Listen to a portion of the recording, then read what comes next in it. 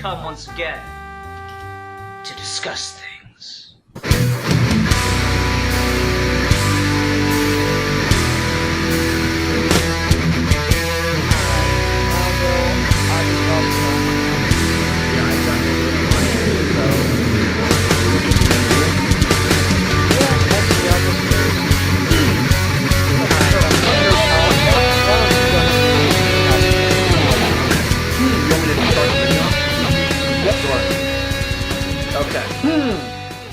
Hello everyone, welcome to this week's episode of Geeky Gentlemen. I am Zazibar, and joining me this week, the one and the only, Sid Part 2.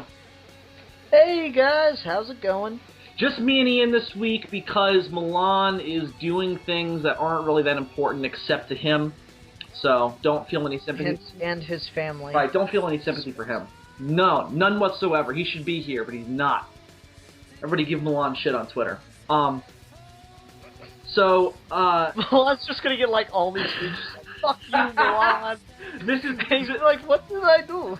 This is the week we become really popular, and Milan just gets swamped with tweets, just like, fuck you, Milan, you're a fucking stupid ass motherfucker. And nobody specifies why they think that about him. Oh god. Yeah, pretty much. Just destroy Milan's soul. He's forced to leave Twitter.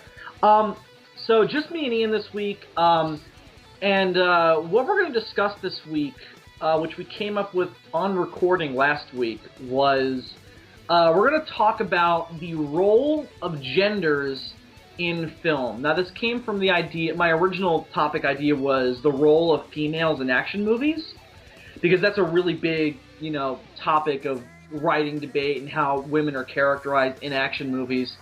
But, we got to get an hour and 15 minutes out of this roughly, and I figured we might have more places to go if we just generalize it to the role of gender in film. Or in narrative storytelling in general, even. Oh, I thought we were talking about sexism more, exactly than just gender. Well, I mean, that's part of it. And I'm sure sexism is the focal point. But, I mean, we could even talk about, just like... I mean, sexism really is the core of the problem, though, with this kind of topic, you know what I mean? Yeah. Because the whole issue is, in action movies, very stereotypically, the woman is the hostage who the hero has to save, and then the hero gets the girl in the end. That's the basic stereotypical situation. And I don't know if you've seen much of Batman Brave and the Bold. I've seen a fair amount of it. Did you see the one cameo that Wonder Woman got in that? I saw the opening segment. Well, yeah, that's all she gets is just one opening segment in the entire series. I just love it because Batman and Steve Rogers are like trapped. Steve Trevor. And then Wonder Woman comes in and kicks all the ass and then leaves with Steve Rogers, but she's like holding him in like the cradle position. Right. And he even kicks out his leg and does the very girly thing. Yeah. And Batman's looking at him like, you fucking pussy. It's just a really fun turn on the trope. I agree. I just love that scene because Steve is just waiting for Wonder Woman to save them, and Batman just starts trying to escape without him. I love Brave and the Bold for that. There's so many fun things they put on their head, and that show just has a lot of fun with it. But I wanted to talk about this mainly because we're both writers in some sense or another, and I'm currently working on the sequel to Werewolf of Carl Place called Mountain Walker, and there is a prominent female role in it. And when it comes to writing females in action movies, I always have this, or whenever I think about it, I always have this concern in the back of my mind, like, I don't want to be like the rest of them. I don't want to make that movie where, in this case, William Stone has the woman cradled on his arms and he's fucking fighting a werewolf at the same time, which is, by the way, that's not the plot of Mountain Walker. But I don't want to... It is. Yeah, it totally is. Bill's just going back to the well, It's man. the exact same story, just in a different... No, it's not even in a different setting. It's just a remake of Werewolf of Carl Place with a different title. But it's a thing I've been having in the back of my mind because I don't want to do that. But then the other side of that is you don't want to make them another kind of stereotype. Because remember back in the 90s how there was this bizarre swing where females, some of them in action movies, or really in any drama, in an attempt to not be stereotypical, became these really unlikable bitches. There's that, and they also just became these really oversexed, just ridiculous, feminazis. Yeah, exactly. Like they're almost, remember Barbed Wire? The oh god, Pamela Anderson fucking superhero flick, or barely a superhero flick, based on a comic. And that was the problem there. She was like, she was a female stereotype fighting a female stereotype. It was fucking weird. Because she's this cold, heartless bitch who's trying to come off as heroic, who's literally just a cold, heartless bitch just going around killing dudes. And that's not likable. Because the thing is that a lot of these female characters who, in action films mainly, that's really the core of the issue, I feel, is when they do try to break the stereotype, not make them the damsel in distress, because that's really the core of the issue as well.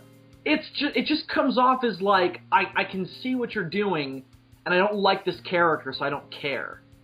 Yeah. I agree with you to a certain extent. There's probably, I think, the best quote about this entire subject is by George R.R. Martin. He was in an interview, and the person asked him, well, you are said to be one of the best writers of female characters. Can I ask, what is your secret to writing female characters? And George says, well, Game of Thrones writer, by the way. Right. George says, well, it's a very odd thing. I do something that a lot of other writers don't do, but I think about them as people. Yeah. And I think that's again, that's the really big core of the issue that, I think I've tried to keep in the back of my mind while writing Mountain Walker, because, again, that's the line. You don't want to write the classic damsel in distress stereotype, but you don't want to write the bitchy, feminazi other stereotype. There are two sides of the poles there. And I think that's really it. You gotta find a balance where you're writing them as people. Mm-hmm. And I think that's where that's another big thing. It's like we have so many male writers who dominate these genres, and a lot of them don't think that way. Yeah. And part of the other problem with this is people hear that, write them as people, and this happens not only with female characters, but just with anyone that is not a white man. I hear it all the time, and I really do hate it, because the argument makes no sense, but you'll hear often, this is just a normal person who happens to be black. This is just a normal person who happens to be a woman. No. You don't just happen to be that. No, exactly. If you are black, if you are a woman, it is a fundamental part of your identity. Exactly. That you are unable to escape from, and it has to play a role in who you are. Exactly. I feel the same way. And when you say normal person, does that imply he's a white person who happens to be black? Is that what they're saying? Hilarious. She's a white dude who happens to have a vagina. It's like that's not what that's supposed to mean. It's it's obviously a fine line. There's normal person, as in you're not like some kind of crazy stereotype. Yeah, you're not a stereotype, exactly. That's what they mean when they say normal person, but no, it's just, you never just happen to be anything. What you are is who you are. Like it or not, there's only one exception. If you're black, you're black. There's only one exception, and that is Michael Jackson. Why is Michael Jackson an exception? Because he wasn't black by the end of the time. Yeah, but he wasn't a man either. Come on. Honestly. Ian, he wasn't a man either by the end of his time either. Yeah, exactly. So if you it's just he's the only one that transcended it all. He transcends every single issue we're bringing up in this podcast. Michael Jackson is the exception that proves the rule. Exactly. That's going on. Yeah, it's just it's one of those things. It's just that's an argument that drives me crazy. Yeah. Because you want to look at good examples, and we'll stick with action movies for right now. You want to look at good examples with great female characters. I hate to bring up the trump card right away, but fucking Kill Bill, man. Mm. You look at Kill Bill, And people look at that story and go, see, this is a story that works so well because it's just a female character in a role that could be easily filled by a male character. And that's kind of true for the first movie, but by the time you get into the deep character stuff in the second movie, that character has to be a woman. Right. It doesn't work otherwise. Yeah, totally. Well, again, I think that's the other thing. She's not just a normal person who happens to have a vagina. She's this character who happens to get to this place. And I think that's the thing. It's like, no matter what gender or race the person is, you need to have it make sense that they are this character. So in the case of Kill Bill, you need to give, and I still haven't seen the 2 Kill Bill movies. I've just been avoiding them just because of the names, and I was tortured with those names as a child. That's hilarious. I didn't even think about it. Yeah, that's why I've had this weird reaction to them. But that's a story for another day. But no, let's go ahead and get that story now. No, I'm not gonna tell this. All right, fine. You've coaxed it out of me. When I was in 4th grade, I'm gonna say 4th grade. That's probably wrong. I was in elementary school, let's say, and Kill Bill wasn't like a movie that was extremely popular. Not everyone was talking about it or anything. It wasn't that kind of situation, but it was a title that everybody knew about. Everyone knew the title Kill Bill, even if they didn't know what the movie was about. And just my friends and I the friends of that time always had an extremely tumultuous relationship, where one day they're your friends and another day it's fuck that guy. That's the kind of relationship that I had with my friends, in elementary school. And it got to a point where everybody just decided that wouldn't it be fun to come up with a game called Kill Bill? Oh, God. In which all of my friends just chase me and try to beat the shit out of me. So I should be laughing at this. So basically what would happen is I would go out on this, the playground was split up in the three sections, now 4. The basketball court, the soccer field, the tree area where all the people went to just sit down and be lazy. That was my area. And then there was the actual jungle gyms and the monkey bars and the swings and all that, like the legit playground. And we would usually be in the playground, we would reenact scenes from Dragon Ball Z. We would, play all these different fictional properties we liked and we dug. And we had done Dragon Ball Z and all this stuff, and then everybody is just like, hey guys, let's kill Bill! And I would just be running for my fucking life around this goddamn playground. And I'm in 4th grade. I don't want to be a bitch and go to the fucking, what would you call them, aides or whatever, or the supervisors of the playground, whatever you want to call them, and be like, they're chasing me. I wasn't that kind of kid. I tried whenever I could to deal with my own problems. And I would just fucking run all over this playground trying to hide from these guys. And I remember one very vivid memory where there was like 5 of them. And they were all bigger than me. They literally have this jungle gym surrounded. And I can hear them talking outside. This is like a scene out of a fucking horror movie. I can hear them talking about me outside, trying to find out where I am. And I'm literally sitting, or laying almost, inside of the tunnel that connects 2 points in the jungle gym. Oh, God. And I'm literally laying there praying to God they don't find me. And I'm just like, any minute they're going to start checking the jungle gym.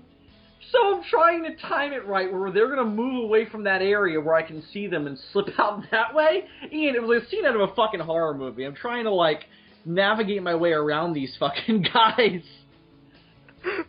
And after 6 this went on for a while. This went on for months. And it just got to a point where it was like, dudes, I'm your fucking friend.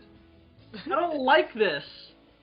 I would literally, and here's the really bizarre thing. When you're a kid, you don't have any concepts of being in a fight or being angry with one another. So once you leave that playground, that confrontation leaves with you.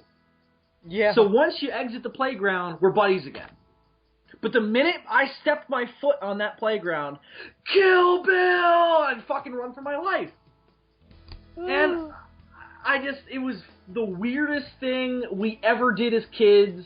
And it's a traumatic memory for me because I felt like I was being, like, persecuted. And it was only because my name was Bill. So I have nursed a lifelong hatred of that movie. Oh, I'm sorry, Bill, but it is a good movie. I'm sure it is. I love Quentin Tarantino, but I can't. Quentin, I love you. I love Django. I love Jackie Brown. Inglourious Basterds was alright, but... Dude, Inglourious Basterds was amazing. It was alright. You're alright. I know I am. At getting beat up by children. I was never beat up. I would always run. They never really caught me. caught You were a pretty fast fat kid. I wasn't fat back then. I didn't get fat until like 8th grade. Oh, nice. Yeah, I used to be pretty trim for... Well, like, dude, I saw that video. Like, you did the advertisement for Geeky Gentleman 100, and I'm like, God, that's Bill? Yeah, right? So not man-titty. Yeah, I gained a lot of weight in high school. Yeah, it's an issue. Yeah, I wasn't fat back then. I used to play basketball. I was a pretty fast runner. I used to be able to use my height to my advantage. Now I'm just like, now I'm a crippled old fucking walrus or some shit. Yeah. Damn it, Bill, quit insulting yourself. You're taking away all my good material. No, I'm gonna do it. No, because if I do it to myself, you have no fodder. I learned that in 5th grade. Yeah, I mean, honestly, that's a problem for me. Yeah. Fuck you, Ian. Whatever you do, just don't teach Milan. Oh my god, I'm gonna turn Milan into a anti-bully machine. Oh god. I'm just gonna turn him into a self-defense fucking master. And he is gonna be able to own you. Or own himself so you can't own him. Nah, I mean, I'm too clever No, for we're Milan. knocking you down, Ian. We're taking you down! Dude, I'm way too clever for Milan, and you know it. Milan would probably be like, no, he's fine. I don't mind. I'm reasonably sure he gets off on it. We're pretty sure. We haven't caught him yet. Anyway, back to the topic. Yes. So, no, what works about Kill Bill, though, is that, like, since you're apparently never going to watch the movie... No, I will, as soon as the trauma resides. Can I spoil it or not? Yeah, go ahead. Alright, so, like, here's the thing. So, Kill Bill is just a classic revenge flick for the entire first movie. Mm-hmm. And then Volume 2, you start to get her origin and everything. And, you know, it's this cool, like, she trains under this, you know, Kung Fu master and everything, and it's awesome. Does the Kung Fu master turn out to be Bill? No. Oh. Bill is Batman like... Begins joke? No. Alright. No, actually, Bill's the man she's in love with. Right. No, I know. I'm kidding. No, so anyway, so she trains under a Kung Fu master, and then at the end of Volume 2, or toward the end, rather, she walks into where she knows Bill is, and he's putting her daughter to bed. Right. Because in the beginning of Volume 1, she's pregnant. And she assumes that when she's shot in the head and put in a coma, that the baby died. But no, she gave birth while in a coma, and it's Bill's kid. And he raised the kid till she was like 5, and then Mommy comes home, and they, it's like just this dramatic change, because she goes in there ready to kill him, just like she has with everyone else. And, like, the kid drops down, and she's like, bang, bang, you're dead, Mommy. And Bill goes, yeah, Mommy, you're dead. Oh my god. And she's like, oh no, and she falls down, and she just turns into this really loving mother. Oh my god, what? It's like one of the most dramatic shifts ever, and it's so hard to explain, because it's just one of those things you have to see it for it to make sense. So wait, hang on, has she met the kid in between that time? No. How does the kid know it's her? Because Bill told her. Oh. Like, it's just, like, there are pictures of her around the apartment and everything. It's weird. If I remember correctly. It's been a while since I've seen Kill Bill. Does she end up killing Bill? Yeah. Okay. And that's what's so dramatic about it. They spend the rest of the afternoon playing with their daughter, and she, like, reads her a bedtime story and everything. And then they're sitting there having a conversation, oddly enough, about Superman. Yeah, I've seen that scene before, yeah. Yeah, oddly enough about Superman, and then she kills him. I love... Because she has to. She can't not kill him at that point. And it's such a weird twist because it's like this automatic, like, dramatic, yeah, fuck yeah, kill that bastard, he shot you, and all of a sudden you're like, no, you can't kill him. You can't do it anymore. Right. It's such a, like, great dramatic turn. That's something I love in action movies is when they give the villain stakes of his own. They don't do it very often, which pisses me off. Like they've never done it in a Bond movie, which I really wish they would, because I think it'd be a really cool idea. You know, I had an idea the other day of like something that might be really interesting in a Bond movie. And I just wanted to throw it at you and see what you thought. This has nothing to do with gender in film, but sure. So like, has Bond ever dealt with like an environmental terrorist? Yes. Okay, like, but were they like a crazy person kind of thing? You know, whenever they do it, it always turns out to be for another reason. Yeah. Like, here's the thought I had. What if Bond was dealing with like an environmental terrorist that was planning to do something that would not necessarily kill people? Like, there might be some deaths from collateral damage, but it's not intended to kill people. It's just intended to, like, you know, let's say, just because fuck it, I don't feel like coming up with a better example. It blows up every oil rig on the planet. Okay. In one button, you push it, it blows up every oil rig. Mm-hmm. And so here's my thought is, what if Bond was about to stop this guy because he thought it was going to kill everybody? He's like, no, we've made sure that no one will die from this. It has to be done. The world is choking. Everyone's going to die if we don't do this. And then Bond, like, you know, puts him out, like, takes him down, handcuffs him, whatever. And then he just, like, looks at the button for a long time. I don't know why. I'm not a Bond fan or anything. I just had that image in my head of Bond, like, looking at essentially a doomsday button that's intended to do more good than harm. Yeah. Oh, that'd be great. And, like, actually considering pressing it. Oh, that'd be great. I'd totally be up for that. They've never done anything of that nature. Yeah, that just occurred to me the other day, and I thought I'd throw it at you. Oh, I'd totally be down for that. That'd be awesome. Yeah, whenever he's dealt with environmental threats, it always turns out to be for another reason. And whenever they, like, the only time it doesn't is when the person is doing it for selfish reasons, like in The Spy Who Loved Me, or no, not Spy Who Loved Me, in Moonraker. What's his name, Drax? Drax is trying to demolish the world, go up into space, create his own version of Noah's Ark with, I believe, sea creatures? Weird. It's a terrible movie, don't worry. And it's an environmental terrorist in a way, but again, he's doing it because he likes sea creatures better than people. So he's never... Well, then I've got a Cthulhu action figure that he's going to want. Yeah, we got to give that to him. Yeah, Moonraker sucks, don't watch it. But yeah. Dude, I want a pet octopus now, and my mom will not get me one. Did you know that Ian Fleming was obsessed with octopuses? Or octopi? Well, I'd figure if he's going to write something called Octopussy. Yeah, the octopus's name... Have you seen the Monkey and Apple parody they did of, like, the behind-the-scenes Connery Octopussy movie? And he's like...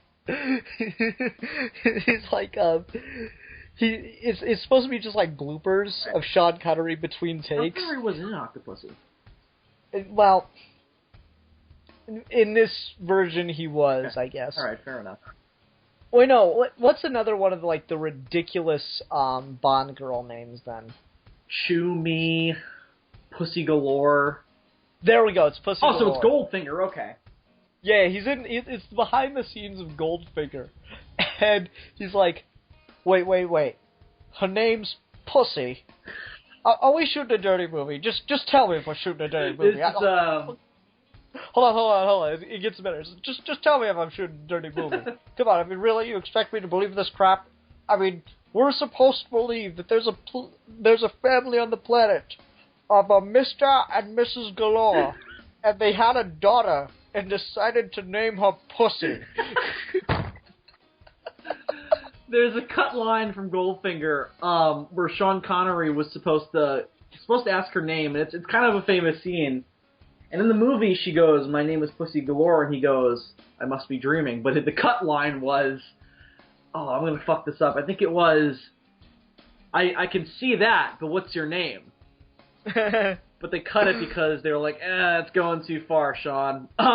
It sucks. Well, actually, this gets us to a good place, I think. Alright, so the Bond girl is something interesting to me, because they're considered some of the most iconic female parts, but they're not complex parts most of the time. Yeah, it's... You know, most of the time they're that damsel in distress, but occasionally they get to be that, like, you know, double-sided villain kind of thing. Well, it's interesting, because everybody criticizes the Connery films for their sexism, and rightfully so. There are some really, kind of like, what's going on there scenes, especially in Goldfinger early on.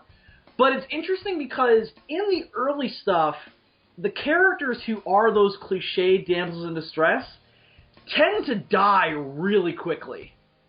Or if they don't die, they're not in the movie for very long. The only exception with that is the first one, Honey Rider. But even then, she's only in the end of the movie.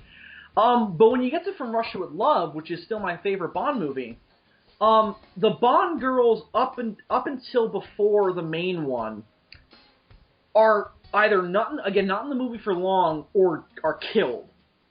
And once you get to the main one, she has to pretend to be that cliched kind of, smitten with James Bond for no other reason than the fact that he's a sexy Brit. But really, she is a double agent, but she actually falls for him over the course of the movie, and, they fall in love. It's more, and in Goldfinger, it's kind of the same thing. Except Pussy Galore is a lot more, like, just totally asexual. Like, she really has no interest in men or women, but in the book she was a lesbian, so it kind of made more sense. It's an interesting place, and it doesn't really get to be, like, the female characters are something to write home about until the Timothy Dalton era. Because that was the point where they're like, well, women are, act like people. Not only that, heavily active in these sorts of situations as not femme fatales, as just agents. So we got to account for that. So that was something they had to incorporate and really helped modernize the character in the universe, because you go back to some of the Connery and Moore stuff and you're like, oh my god, I cannot watch this with my girlfriend. I'm going to get slapped. Yeah. I remember there was a movie my dad showed me. I cannot remember the name of it, but there's just some, like, really... you can tell it was made in the 60s, because there's just some really, like, blatant scenes of sexism and mild... Not like, nigger racism, but like... just... That's not something you'd feel comfortable saying in a room full of black people. Right. He straight up calls a black girl Aunt Jemima. Oh my god! And he does it, like, jokingly, and she laughs, but, like, you would not say that. And, like, they're at a bar, like a bikini bar kind of thing, and this girl comes up to get a drink, and he just straight up slaps her ass. It's just like, wow. Yeah, that's where the Bond movies are like, oh, goo. I can't watch this with my girlfriend because I'll get slapped. I mean, the big thing is Connery hitting women. I mean, that's really the big thing in the Bond movies.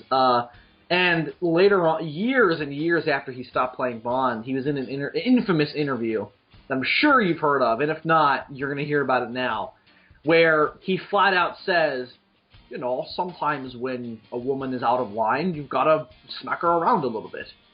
He has never lived that down. Nor should he, because he still still believes it to this day.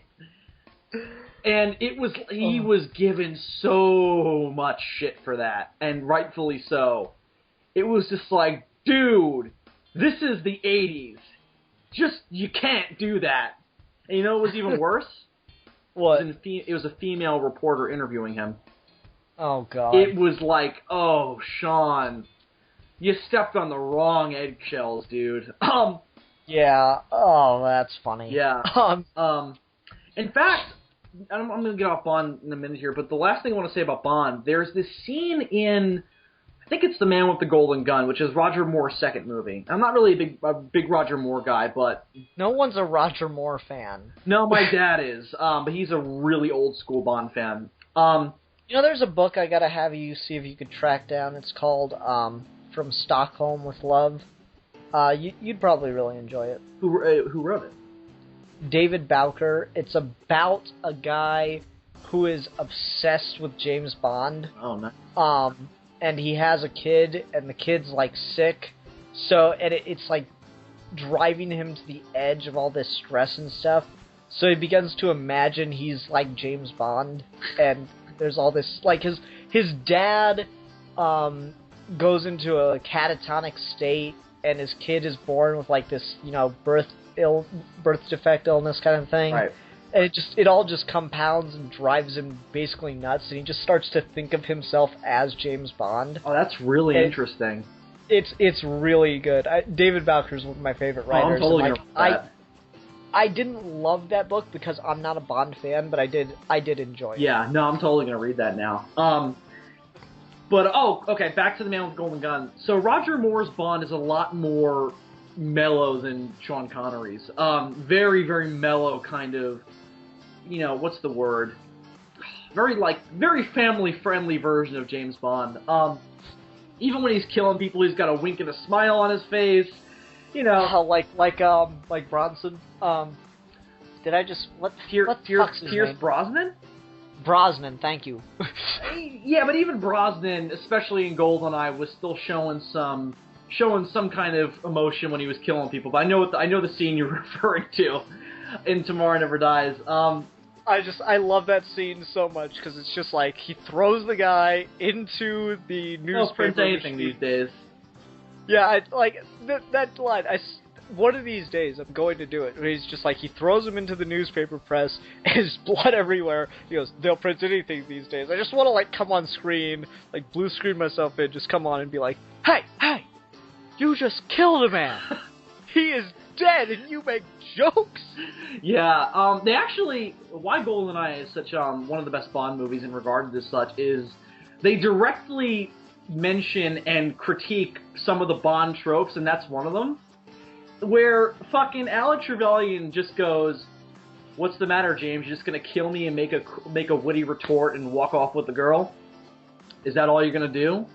And do those martinis you drink cover the screams of all the women? Oh no, I'm sorry, I'm fucking up the line. Do all those martinis cover up all the screams of the men you've killed?" And I'm just like, holy fuck, that's a good line. Yeah. GoldenEye I still love the scene from West Wing where Martin Sheen is you know why James Bond's a pussy? Why? Because he orders a martini shaken, not stirred. Do you know why you stir a martini? No. You stir a martini because when you shake it, you chip the ice and it waters it down. So basically, he's ordering a watered-down martini, but he's being all snooty about it. I love the scene from Casino Royale where he orders it, and the bartender goes, shaken or stirred. He's like, do I look like I give a damn? Right after he's lost a major poker game. That's one of my favorite scenes in Casino Royale. That's funny.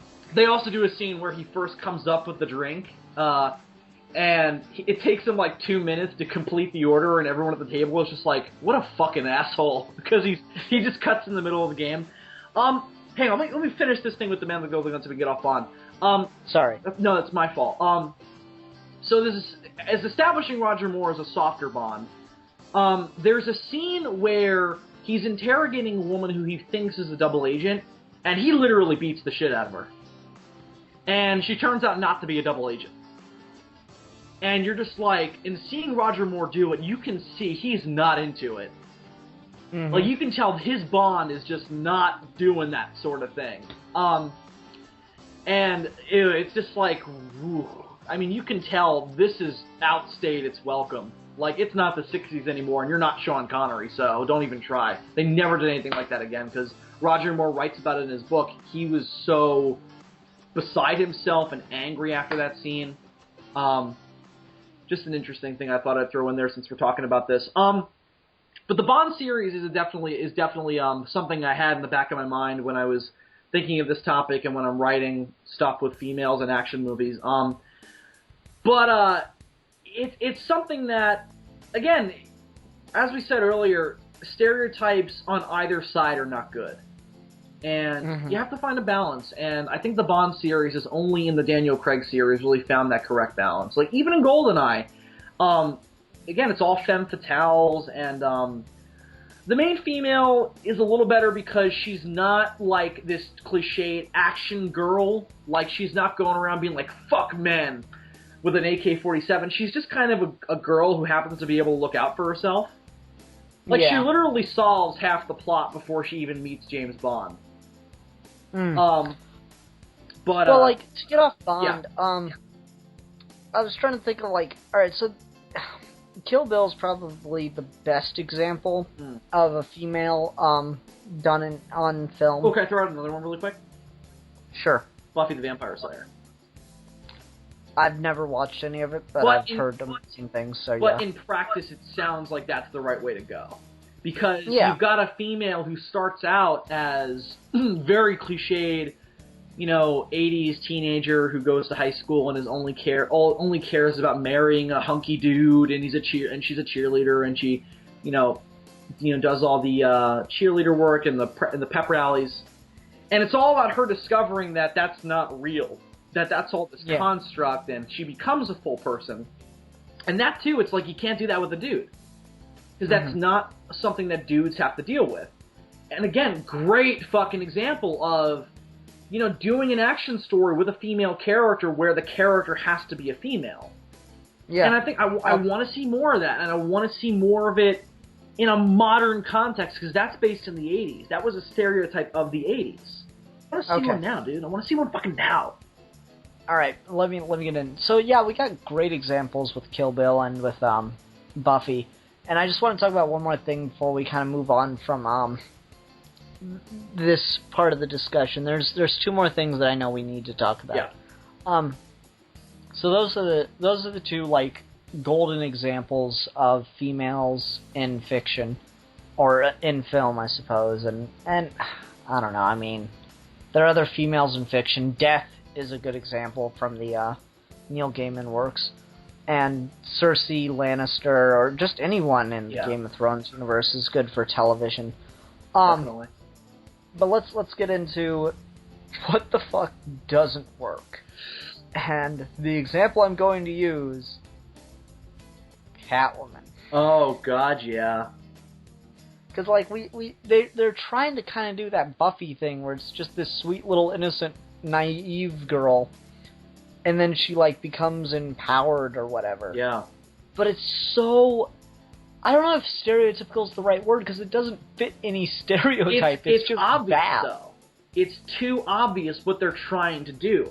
And the worst thing you can do in fiction is be obvious with what you're trying to do. Because you're showing your hand as a writer, and as a writer and as kind of a magician of weaving narrative, you never want to show your hand. So that's the problem with that movie, is that it's so fucking obvious what they're trying to do that the audience gets taken out like, oh, okay, great, they're trying to make her empowered and she's comfortable with her sexuality and all this horseshit.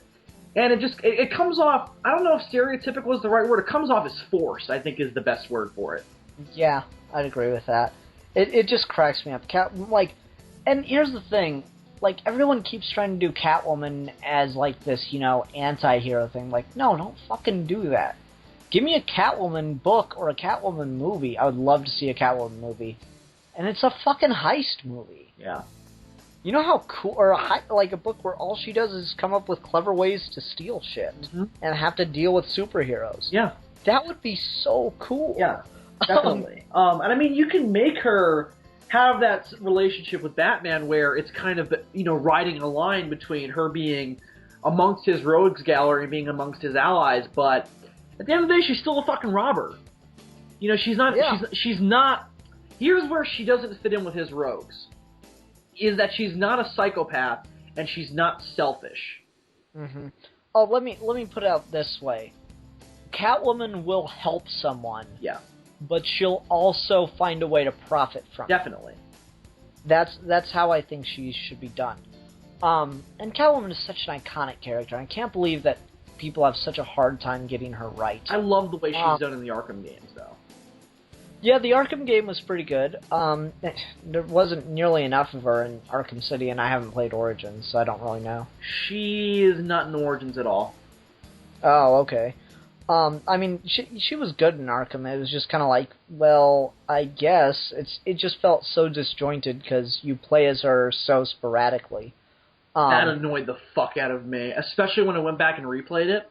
Because the first time I played Arkham City, I didn't have the Catwoman episodes unlocked. So when I bought the Game of the Year edition and I played it all the way through, I'll fucking be into the story as Batman, and all of a sudden he gets knocked out in a scene. It's like, now you're Catwoman. I'm like, no, I want to complete the story with Batman. Easily the most annoying example.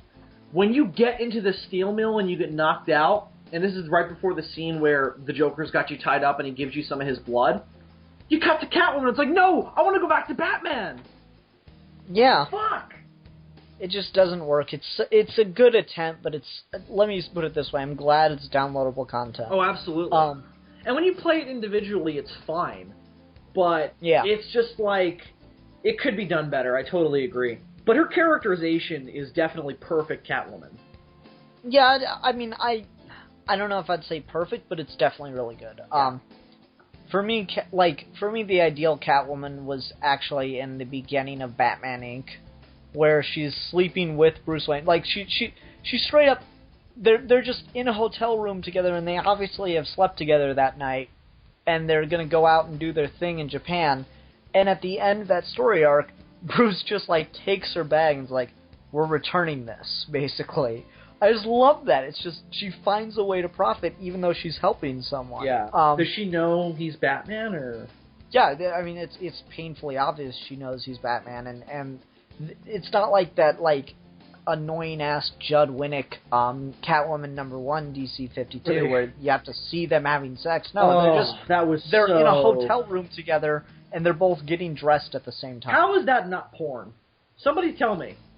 It's Well, I mean, it's the first little moment of it, but yeah. I mean, it's porn. There's no reason for that scene to be in there except for the fact that it's porn. Like, I didn't hate it or anything. I just thought I haven't read it, but I'm just like, that's porn. It's well, no, Bill. Like, the whole thing is she's having like an emotional moment, and Batman shows up, and she just uses him as a dildo, a bat dildo, if you will. Oh God, that is genius. Bat dildo. Alfred, grab me the bat dildo. Sir? Why? Don't worry about it. Bill, you're going to give all the fan fiction writers so much ammo with that. I welcome it. Go for it. Go for it, boys. Go for it. Anyway. No, it's just... Catwoman's... It seems like any female character anymore in DC, they just... Not DC entirely, I guess. I guess Marvel probably has the same problem with it. I don't know if anything interesting has ever been done with the Invisible Woman. I don't know if she's the best example of it. Well, she's just the first one that came to mind. I'm trying to think of other Marvel female heroes. She-Hulk? Has anyone done anything good with She-Hulk? Oh, totally. She was Deadpool before Deadpool, in a way. Okay, cool. No, but just like, let's go ahead and talk about this since it's actually relevant. Why the fuck can no one figure out what to do with Wonder Woman? That makes everybody happy. I don't know. It's such a simple thing to get right. Just fucking do God of War with Wonder Woman. How is that a problem? No, don't do that. Why? How is that not awesome? I mean, Wonder Woman ripping off Zeus's head and shit. No, she can't be fighting the gods because she has to be like a servant of the gods kind of thing. The way I think you do Wonder Woman is you make her just this like. You're gonna laugh at me.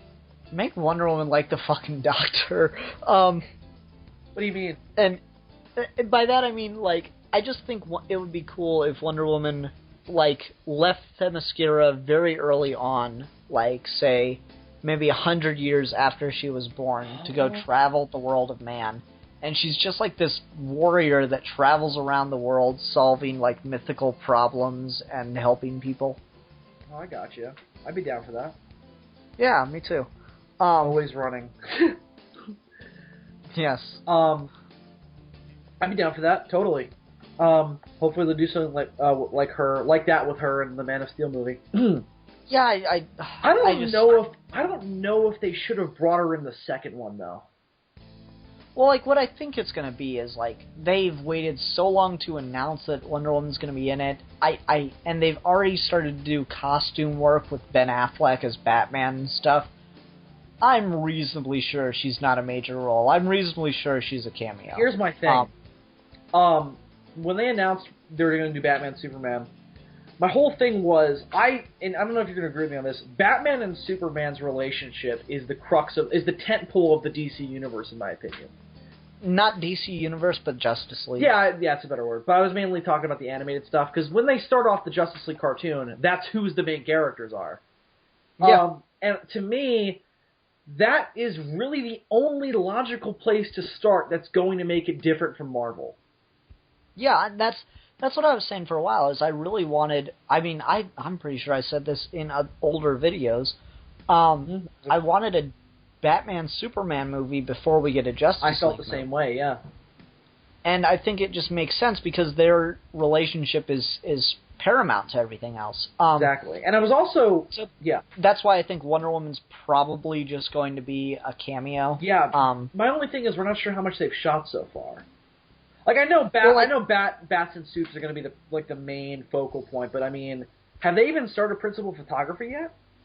I don't know. I doubt it. I mean, I saw an interview with Kevin Smith and Zack Snyder where Kevin Smith said that they were in Bruce Wayne's apartment, on the set of Bruce Wayne's apartment, and Zack Snyder was like, "No, we're not. No, we're not." Well, he was definitely kidding. Well, no, I'm just like, I'm not sure if they were actually on a set for the movie. Well, I know they're shooting it in Detroit.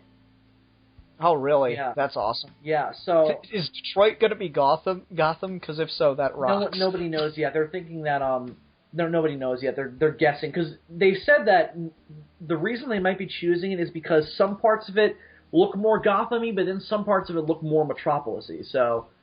Well, I mean, it's Detroit. It is a hellhole. It's like people shoot RoboCop City, bitch! No, honestly, here's the thing. People shoot raccoons for food in parts of Detroit, and in other parts of Detroit, there are 5-star restaurants. Yeah, exactly. I've also heard things like, it's good that they're doing this because Detroit is in the fucking shitter right now, so this is going to help them out. I mean, it's a major movie going to be produced there, so... Well, like, Detroit shot themselves in the foot, honestly. My dad lived just outside Detroit, so this is why I know this. Detroit was having, like, so much success because they loosened their tax code so that it was very, very cheap for studios to shoot there. Right. And that's why we got, for a couple of years there, we had a lot of movies being shot in Detroit, chief among them Gran Torino. Oh, I forgot about that one. Yeah, a lot of movies were being shot there, and people were really loving it, and it was really starting to, gentrify Detroit again. And then what happens? Elections, and the dumbasses fucking jack up the tax codes, and everybody pulls out. Yeah. Ugh, what idiots. And now people are shooting raccoons for food. Yeah, I mean, I'm not lying. That happens. Oh my god. Like, here's the thing. Like, you know me, I'm much more of a liberal person, but there's certain things that you don't want to tax. Right. Like, that's the problem with like the liberal stereotype of, oh, you just want to tax everything until no one has anything left, you commie. I'm like, no, I don't want to tax the film industry, because the film industry creates buildings just to leave them there for other people to buy later. Right. That happens a lot. Yeah, totally. I mean, leave the set standing, people live in it. I'm living in Bruce Wayne's house. Yeah, pretty much. I'm excited. I wonder if they shot... But, like, with Wonder Woman, though, it's just, in the world's finest movie, I'm reasonably sure it's, at best... Like, here's what I'm honestly thinking. At best, if it's an extended part, she's going to be Diana Prince for the majority of the film. Probably. They probably won't... And, yeah. Honestly, what I'm hoping for is not an after-credits scene as much as, like, let's say Batman and Superman are fighting, I don't know, aliens or whatever. Kind of like that scene in Avengers. Just roll with me here. They're fighting aliens, and all of a sudden, like, Batman's, like, backing up Superman as he's taking something down, and like some kind of weird monsters appearing behind Batman, and all of a sudden just Wonder Woman comes in and kicks the shit out of it, and it just starts attacking them all on the street, and they both just look over and they're like, "You know her? No. Maybe get to it later." And then just go finish doing the job. Oh my god, that'd be awesome. That was the scene. That was basically the scene that the guy that owns the local comic store here wanted in Avengers. He was like, "Don't get me wrong, I really loved it, but in all that shit that was going down in New York, I just wanted to see like an alien throw a normal New Yorker up in the air, and as the camera's panning away from them, just see spider webs." Oh, there was a joke for years that was something that was in the Incredible Hulk, and it's still a conspiracy theory to some extent. Because people have zoomed in on the scene where the Abomination is attacking, Harlem? And somebody swears to God that there's a scene where he punches somebody and that happens. In the left. Oh, that's so cool. But I've never, when I look at it, I'm like, it looks more like a speck to me. But I don't know, maybe they went for it. I'm relatively sure that if Sony has any brains in their heads whatsoever, that they will put the Amazing Spider-Man in the Avengers universe at some point. Well, they got really close to putting Oscorp Tower in the skyline during Avengers. Yeah, I heard that. It's going to happen. I mean, I know Amazing Spider-Man 2, it seems like that's not what they're doing, but it's going to fucking happen. Just you wait. You seen the trailer for that yet? I have. Thoughts? It was fine. I can't get too excited for it. I don't know why. There's something about it that's like, this is not my Spider-Man. Is it just me, or does the new costume look a lot like Tobey Maguire's? It does.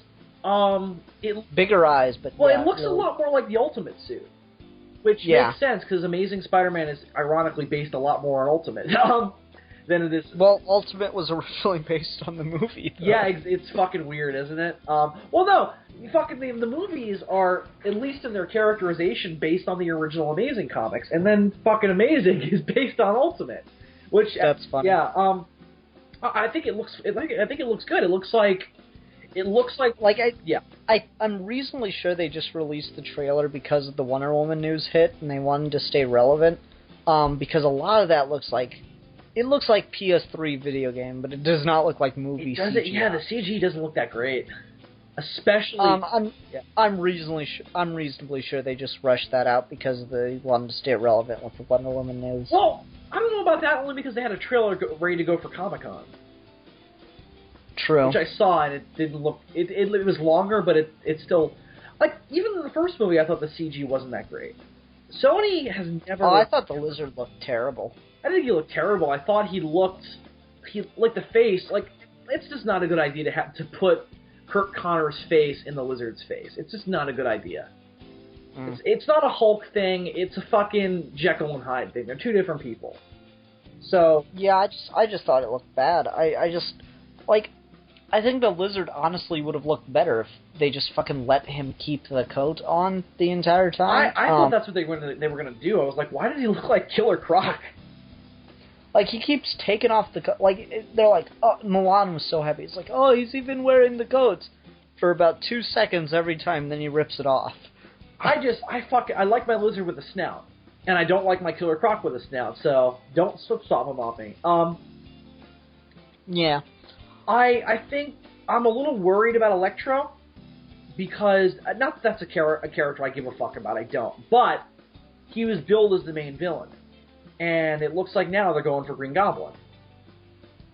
Really? I mean, Norman Osborn's barely in it. No, Harry Osborn is the Green Goblin in this movie. They show it in the trailer. Oh, okay, I didn't see that. I thought that was Electro. He looks awful. I'm not into it. And also, Rhino looks like shit. Rhino, I can't believe they're using a fucking mech. Well, they're using... It's just like... Are you shitting me? It looks like... Here's my problem with this universe. It's starting to look like these things are being built by Stark Industry and not by fucking Oscorp. Because that's the difference. Oscorp is biotech. And Tony Stark is Robotech. Yeah. And I agree. That would be a great distinction if they actually fucking bothered. Also, here's my other point. The Green Goblin makes a lot more sense and is going to look a lot less dumb than the original if you fucking do him as a monster, not as like Ultimate, because that was stupid where he looked like the Hulk, but give him a fucking transformation face, not a fucking mask, not makeup. Give him a real mutant face, and it looks like that's maybe what they're doing, but he's wearing fucking robo armor, and I'm just like, this is not what Oscorp is supposed to be. Mm-hmm. Like, I'm cool with the Green Goblin having weapons, but I don't need him wearing armor. It's just a weird area. I'm sure I'm gonna like it, but I can't get into this franchise, and I don't know why. All right, did you have anything else you wanted to say about Wonder Woman?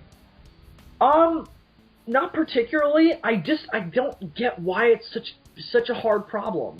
Like, it's such a great premise for a character, and the only thing I can see holding her back as a character is the same thing that sometimes holds Superman back, and the fact that she is immensely powerful. But it's not that big a problem, because, I mean, she's actually an interesting... No, I don't want to say that, because I don't want to get to all the Superman fan hate. She's not, like, the same level of powerful, because the thing is, you can actually, kill Wonder Woman, potentially. Right. She's just such a fucking good-ass fighter. That's what makes her interesting. You can... that's the reason. She blocks bullets, because they don't bounce off of her. Right. Like, if you shoot Wonder Woman, get it past the thing, she'll bleed. Right. Right. So it's actually possible to kill the bitch with a bullet. Right, but I mean, she's still a demigod to some extent, isn't she? Depends on the continuity. The current continuity, she's actually a literal demigod, daughter of Zeus kind of thing. And a lot of people don't like that, like Manos.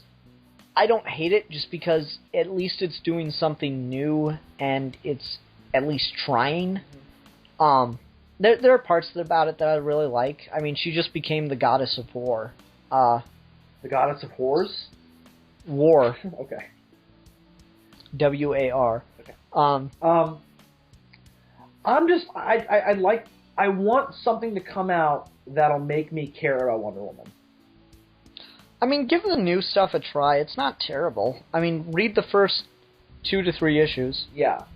Which is why I'm kind of excited that they're doing this whole thing where they're bringing in different characters in Man of Steel.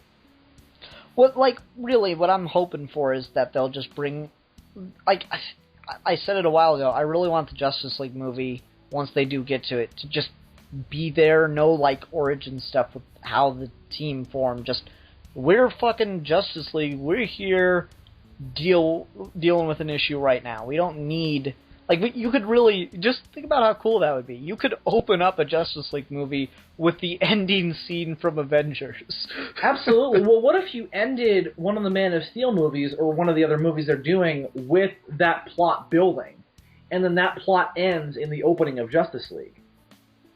That'd be cool, I guess. I don't know, I just think it'd be cool if, you have Man of Steel 2 end with Batman and Superman and Wonder Woman deciding that they're all cool with each other. And then you just go straight to a Justice League movie, and it's just all of them, you don't get no context. Just your opening credits, Superman is straight up, ripping open a giant robot, and Batman's, throwing batarangs at it and shit, and just everyone's attacking it. And that's all the context you get as this awesome-ass fight unfolds. I don't know why, but when you said they're all cool with each other, I just thought of the scene where, I forgot what this is from some fucking PSA, where the ending was a guy walks away from a kid in the locker and goes, "Hey, Jimmy, Jesus, man." And it's they point at each other all 90s and shit. So now I'm just imagining, Clark walking away from Bruce, and, Bruce walking away from Clark in the Daily Planet, and he goes, "Hey, Clark, Jesus, man." Ding! Yeah. That's the ending. No, I think that'd be a cool way to do a Justice League movie, is just start it out where there's no origin or anything. They're just all buddy-buddy. Right. No, but, because actually, I mean, full honesty, that's the least interesting part of the Avengers movie, is them all, getting together onto that damn boat. Well, at least they didn't fucking introduce all the characters in one movie. That's true. I mean, I guess... I do want to know how the team got together, though. I guess you could do it as, a subplot, but I honestly don't think you need to with Justice League. They're just kind of it's just Justice League. It's just always been there. They're just justice, man! They just want justice! It's just the Justice League has kind of always been around in my mind, so...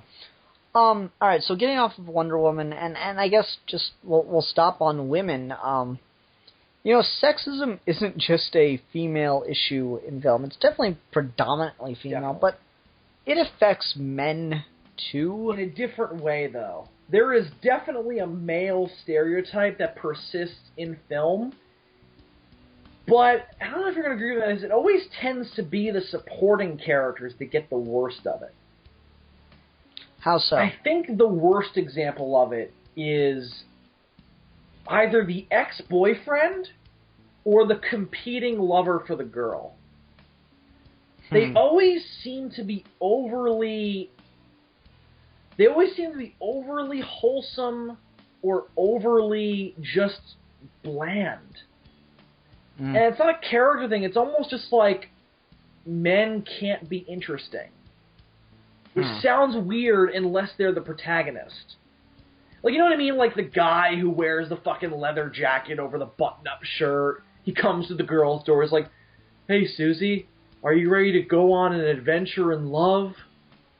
And it's just like that shit annoys me. Bill, I just got to tell you right now, I'm pretty sure all our female viewers were just moved to tears by those beautiful romantic hey, words. Susie, and that you gotta go find yourself a woman and say that right now, because I guarantee you, man, those panties will go even if her down. name isn't Susie. Hey, Susie. Yes, even if her name is not Want to go on an adventure in love? My name is Alice. And she'll say, "No, Bill, I don't want to go on an adventure in love, because right now my panties are around my ankles." That is an adventure in love, Susie.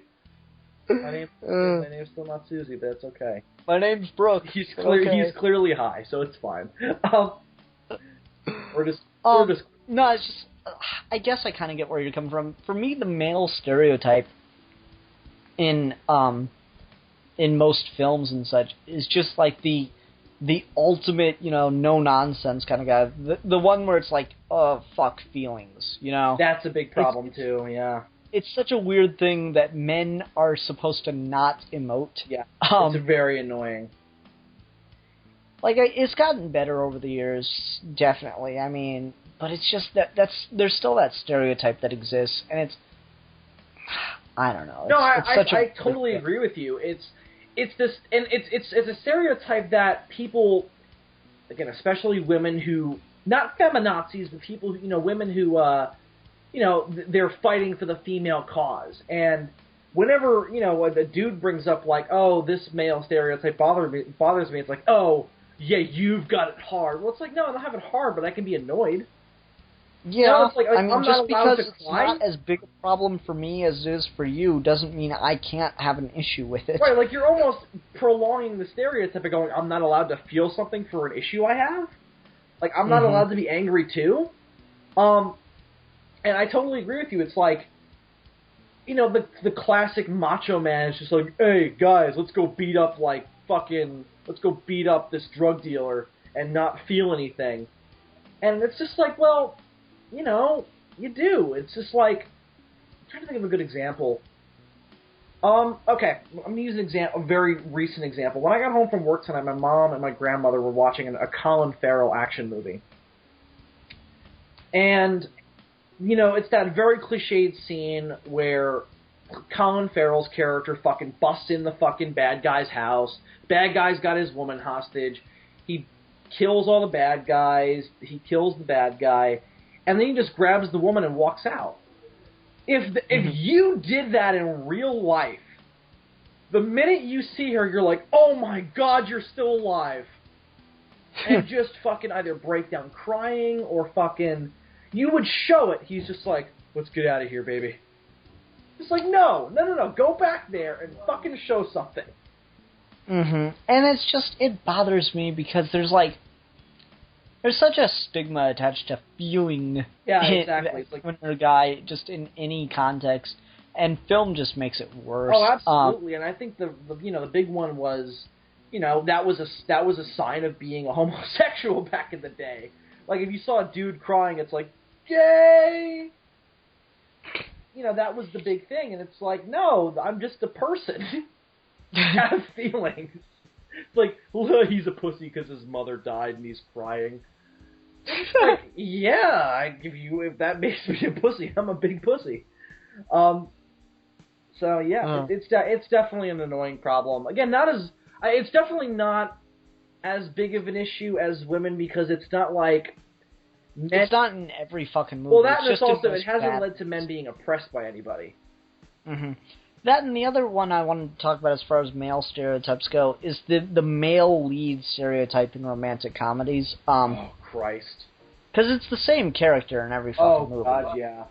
The fucking guy who is a slacker and he's not really going anywhere in his life, and then he meets this girl and he gets his act together. Fucking typical Matthew McConaughey fucking role. Yeah, the reason it pisses me off is because it gives... It paints an unrealistic picture of what to look for in a relationship. Yeah, definitely. Because you shouldn't go in... And it's actually a very dangerous thing because... Bill, what is the fundamental problem with all abusive relationships? Inhibiting. No, not just that. The women go into women in abusive relationships. All of them say almost the exact same thing. That it's not verbatim. The wording changes, but it's the exact same sentiment. I can change him. Yeah, definitely. That's the problem. Is these movies set up the idea that everyone like that it sets up the idea that a person will enter a relationship to be changed by the other person, and often that's from man will be changed by the woman into something quote unquote better. Right. And that's not going to happen. I mean, you can change little things about a person. You can teach someone to, put the fucking seat down. Well, I mean, I definitely believe in the idea that you can bring out the best in your significant other. Yeah, but you cannot fundamentally change. No, if they're an asshole, you're not going to make them a saint by any stretch of the imagination. Yeah, I mean, you can make them nicer to you. You can make them try harder, but you cannot fundamentally change the person that they are. And that's the thing is, every single male character in these romantic comedies fundamentally changes who they are. Right, they put on a blazer, they go to a job interview and get a fucking high-paying job, and they're able to fucking elevate themselves out of this situation because the woman changed them. Mm-hmm. It annoys the hell out of me, and I'm assuming Bill's got his mic muted because something's going on back there.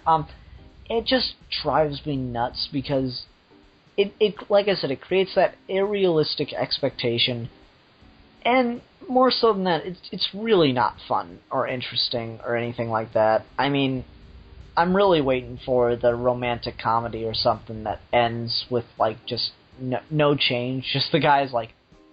He like the person goes up to the altar at the end, and they've changed everything about themselves, and they're like, "Will you give me one more try?" And the main character is going, "Hell no, credits, because that would be awesome." Sorry if that was a little incoherent, guys. I'm a bit tired on this end. Bill, you still there, or did you leave? Bill is away from the microphone at the moment, so I gotta find a way to entertain you guys, I guess. So I'm editing news for a local television studio. I'm doing news broadcast editing. And the lead anchor is nothing short of hilarious. We go to break. We go to break one night, and while we're, just sitting there waiting to come back from commercial break, since we do it live, he goes, Ian, take a picture of me behind the desk here. Quick, because selfies are dumb.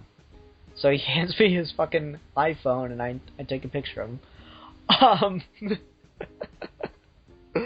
Found that funny.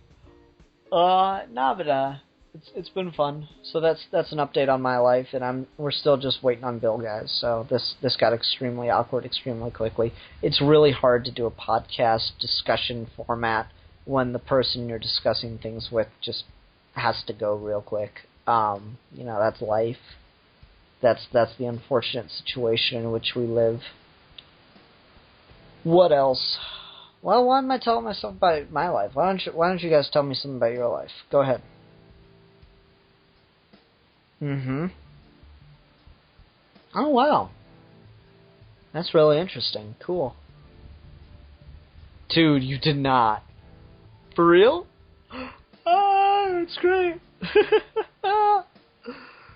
Yeah, you know what you should do next time? You should tell them to like, that would be so damn funny. Oh man, you're a clown, dude. You're a clown. Oh, seriously. So what else? What else? What else been going on? Oh, really, dude? Man, I am so sorry to hear that. I'm. Wow, that really hurts. Let me know if there's anything I can do. I'm serious. That's like the saddest thing I've ever heard. Bill, you back? Yes, I am. Okay. What were you I was talking to the audience, letting them get unload on me a little bit. Oh, okay. And I was inserting stock reactions. Sorry, guys. My house is a fucking insane asylum. It really is. I apologize. I am back now. What were we talking about? Just male stereotypes and how annoying it is. It is really annoying because you're just like, you literally look at some of these characters and you're like, get a fucking grip, dude. Go out there, go to a McDonald's and get a fucking job. Well, just get a job. Just get any job. Go mop up jizz at a fucking strip club. Do something with yourself. Be the what did Randall call that guy? A jizz mopper. Was it? Okay. Yeah. I fucking love that. I want that job, dude. Oh. It'd be such an easy job. What, are you shitting me? It's fucking disgusting. It's not an easy job. But you make no, all you do is clean windows all day. A jizz mopper? Yeah. You gotta mop the floor, too. Did you read the first issue before Watchmen Rorschach? No. There's a scene where they show that. It's not a pleasant job. It's a dank, dark room. You got a fucking black old mop. Ugh, not a pleasant experience. Better off being a fucking garbage man. Okay. But again, it's not as major of an issue with men. I think mainly because again, there was no point in our history where we were oppressed by this stereotype. And I think that's the distinction. Yeah, definitely not. It just creates a really annoying, unrealistic expectation. One movie that played with it, and I do want to see it, I just haven't had a chance to, was Don John, the Joseph Gordon-Levitt movie. Yeah, definitely. Because from what I heard, basically the premise of that movie is he's obsessed with porn, and he meets the girl, Scarlett Johansson, and the age difference seems really stark there, but oh well. Are they really that far apart? Joseph Gordon-Levitt's really young. Joseph Gordon-Levitt? Like, I'm pretty sure he's in his mid-20s? I don't know. No, that's too young. Hang on, you keep talking. Okay, maybe early 30s. Anyway, Joseph Gordon-Levitt in that movie is obsessed with porn, and he meets Scarlett Johansson, and she's obsessed with romantic comedies. And they basically make the point that it's the same thing. And it really is. No one ever really has the balls to mention it, but it is. Romantic comedies are just more accessible porn. Oh, absolutely. Absolutely. And they have equally bad story and acting. Yeah. Hang on. Don't get me wrong, there are some things from romantic comedies. Scarlett Johansson is younger than Joseph Gordon-Levitt. Really? Yeah, she's 29. He's 32. Wow, that seems so weird. I guess just because I've seen Joseph Gordon-Levitt as a teenager and I've never seen I think Scarlett that's the difference, yeah, because everybody remembers Joseph Gordon-Levitt for like 3 things. 10 Things I Hate About You, Dark Knight Rises, and maybe Inception. Well, no, I remember him for those things. I also remember him from Third Rock from the Sun. I don't remember that. What's that? It's a sitcom that was on during the 90s. It had, God, what's his name? He's in fucking everything. He was in Dexter. He played Trinity. John Lithgow. John Lithgow, yeah. Yeah. John Lithgow was like the leader of this alien race that had, like this as he is usually. The small alien, what's like scout party, basically. And they took over human bodies and lived on Earth and they're just all so fucking weird, and it's funny. And Joseph Gordon-Levitt's like took over the youngest one's body, and he's having to deal with all the hormonal issues of a growing teenager. Oh, I saw this. This is on Netflix. Yeah, Third Rock from the Sun. It's pretty good. I think I've heard of it before. I just didn't recognize the name. But yeah, that's an interesting spin on it. There is definitely ground for that male stereotype, but as we said earlier, there's a difference between pursuing a stereotype and turning that stereotype into a real person. Mm-hmm. And we talked about it with women, and it's definitely something with men. There are dudes out there who literally just sit in their basements and watch porn all day, and it's definitely an issue or a character flaw, or, you know... Well, Joseph Gordon-Levitt's character in Don John is like that Jersey guy stereotype. What do you mean by that? Yeah, Jersey Shore stereotype. Oh, God. Well, no, that's what makes it interesting. I know, but, fuck that show. Just fuck that show. There was one... I hate Godzilla Kingdom of Monsters. It's one of the worst Godzilla things ever published. But there was one good thing about it. The first time Godzilla fights Anguirus in that book, they do this talk show scenario where people were talking about what should be done with Godzilla. And there's all this stupid fucking political satire bullshit that doesn't belong in a Godzilla comic. And there's one pinnacle example of it until you get to the end. Why do we need to parody Jersey Shore in a Godzilla comic? Like, why? Just why? It's not necessary. Because the writer needed to fill space. And for like 5 pages, they're going into like all this detail about like how this show was deplorable and how it's not good for this generation of children. All this bullshit. That's true, but it's a Godzilla comic. This is not why we're here. And I thought Godzilla was just supposed to be allegory, Bill. Yeah, but this is an allegory. It's satire. I know. I'm kidding. Okay. But hang on. Let me get to the end. So fucking this goes on. And then the primary military character who was on the talk show, is running away from the monsters. Again, Godzilla and Anguirus are fighting in I think San Francisco, I believe, if I'm not mistaken. Either that or LA. And they it must have been San Francisco because they destroyed the Golden Gate Bridge, I think. Anyway, so there's a bridge and they destroy it. And the military guy is escaping from the bridge, and he looks over and he sees the Jersey Shore people's limo hanging over the side. And Anguirus is just about to crush it. And they're just like, hey man, you can help us! And the dude lets them die. It is... I mean, I get it. I get what they're going for. It's fucked up, though, for the protagonist. It kind of reminded me of God Bless America in that way. Oh god, I love that movie. There's a strong female character. Definitely. And kind of a, again, kind of playing off a stereotype.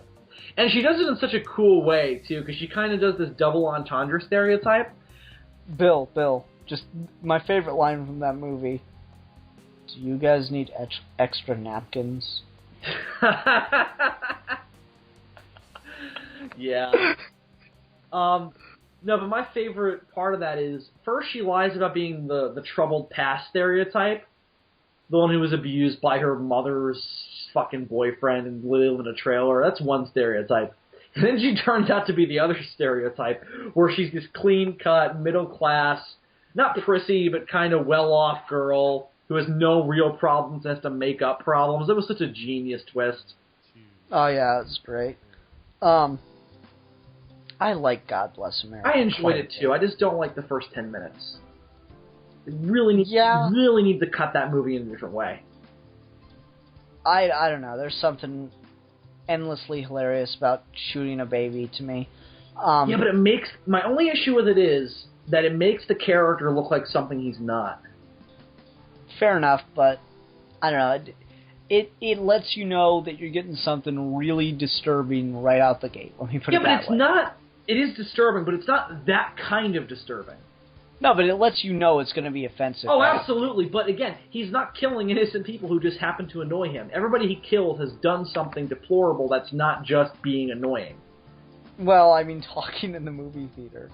No, but wait, didn't that guy do some... Oh, Yeah, but they were being all assholes up and up his face and shit. Oh my God, Bill! You just justified shooting someone. No. I'm not saying it's justified. I'm saying it's a different kind of disturbing than literally shooting a baby just for crying. It's different. Yeah, I know. I'm just saying that, like, they did that because, one, it's hilarious to see in a different way if you're a sick individual like myself, and two, no one is going to watch past that scene and say that they were offended by this movie. Like you see that scene, you're like, okay, I'm not watching the rest of this movie. It's kind of like my mom with Kill Bill. She goes, oh, I've heard great things about Kill Bill. I want to watch this with you. So I put in Volume 1, and it's that black and white scene, and Uma Thurman's face is just... Someone made that bitch look like a Picasso. So Uma Thurman's just bleeding all over the place. She's like, spitting up blood and everything. And Bill puts the gun to her head, and it goes bang. And my mom just goes, turn this off. Turn this off right now. You never do that to a woman. Never. I'm like... That's the whole point of the movie, though. Mom's just like, no, turn it off. Ian, this is not good for you. Like, you're right, but there's a message here. No. You're going to do this to somebody one day. No, I get you. But anyway, I'm about all out. How about you, Bill? I think we've run the mill on this topic. There wasn't... And I'm glad we got the time out of it, but there wasn't really a ton to say in detail because it's kind of... I think we kind of share the same thoughts on this. Yeah, and I was trying to get a member of the opposite sex on, someone that possessed a vagina, but that didn't pan out. No, we tried multiple opportunities. We tried to... We pursued mini vaginas. We tried to cut people's dicks off, but they just saw that as mean, so... That just doesn't count, apparently. Yeah, apparently that's a... Thanks, Obama. Yeah! Fucking Obama. Anyway, apparently that's against the law. Who knew? Thanks, Obama. Well. I love that line. My boyfriend tried to stick his dick up my butt. Thanks, Obama. What's that from? Jenna Marbles is nothing short of hilarious. She just did a whole video where all she does is say thanks Obama for all this random ass shit. And it perfectly epitomizes the people that say that. Anyway. So next week we got a review week, Bill. We have nothing. Well, I mean, I can think of some stuff. I thought I had something we should review that I forgot. It feels like it's been a while since we've done a comic, not counting the live show. We did Transmet was the last one. Yeah. How about the first volume of Punisher Max, Kingpin? By Jason Aaron. How many issues is it? It's a small trade. Alright, let's do it. Can't be any long... It may be a bit longer than whatever happened to Cape Crusader. Oh, totally. Let's do it then, definitely. Okay, yeah, so Punisher Max, Volume 1, the Jason Aaron run, because I have to be very specific about that because there's like 7 Punisher Max books. Yeah, I love Jason Aaron. He did an amazing run on the Hulk recently. Okay, so yeah, Jason Aaron's Punisher Max, Kingpin. Brilliant setup. Okay, that'll be fun. Milan will be happy we're doing a comic book. Definitely. Anyway. Wow, this was a long video, Bill. Really? How long did we go? I don't know. Now I have to do math. Check Pamela. Thanks, Obama. Just look at Pamela, the timestamp. Yeah, but I went for like 20 minutes before we started recording, so now I gotta do math. Oh. So it's like an hour 20, I guess. It feels like a long video. I've had a long day. Okay. So have I. Yeah, but I went to work, and then I went to school, then I went out to Haley's, then we went out to this art gallery, then we stood around for hours. And then we went back in time, and then we went forward and then we time. went to a bar, and then we went back to her house, and I went back here, and then I did this video with you, and now I'm still talking and about then we this had video. an excellent adventure. No, you don't get excellent adventures with me, Bill. Only Bobby does. Okay.